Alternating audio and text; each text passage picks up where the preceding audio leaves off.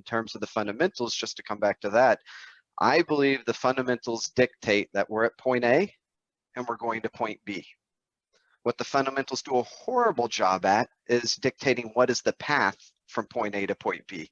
Is it first you have to go down and then you come back up? Is it that you overshoot and then come back down? Or is it a linear, perfect, a walk? And so I think really that's where the technicals and the macro and the positioning really does matter. Yeah, so for us, many times when we're sitting here, we look at our balance sheet and we say, man, if we were just trading our balance sheet, it's a no-brainer, right? I mean, Brazil's going to have a small crop. We're going into a deficit. I mean, clearly New York should rally, right? But then we look at the macro and we're like, is the US dollar story overplayed at this point?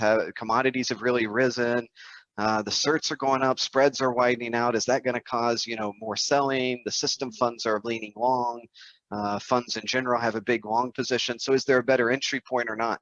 Those are the kind of conversation. I'm not going to tell you the answer of what we think or what we do. That's my next question. But those are the kind of things that we're constantly processing here. What is the balance between all those things? And then also trying to say, all right, well, we understand what the market's obsessed with in terms of the fundamentals today. But let me think what they're going to be obsessed about 3 months from now. What are they going to be obsessed about 6 months from now? And then that starts defining windows of opportunity for rallies and for sell-offs. And oftentimes we say, all right, there's going to be a rally, but maybe this thing's happening in 3 months. Maybe that window is in our minds closed.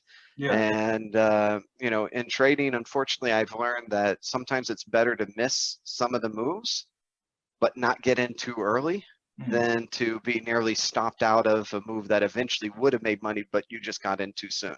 Yeah, and that's one of the most frustrating things when you're, right, and you end up losing anyway. Exactly. And the other thing, I have an adage. It's a self-adage. I'm waiting to get the bumper sticker made, but it's, if you are right, you don't need the hype. So if you have to be out there like social media, the regular media, journalist hyping a view of the market, to me that means you aren't sure that you're right.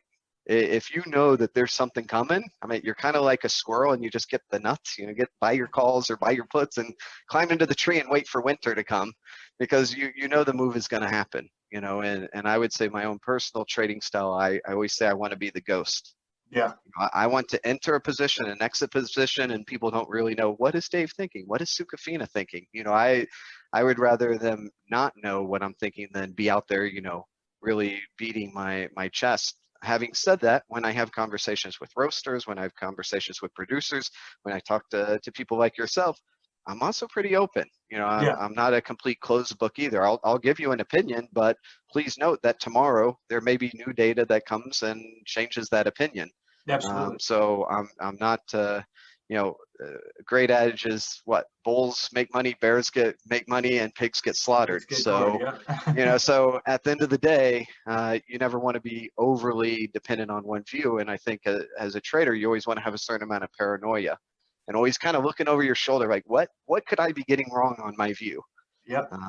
And I think that's very healthy.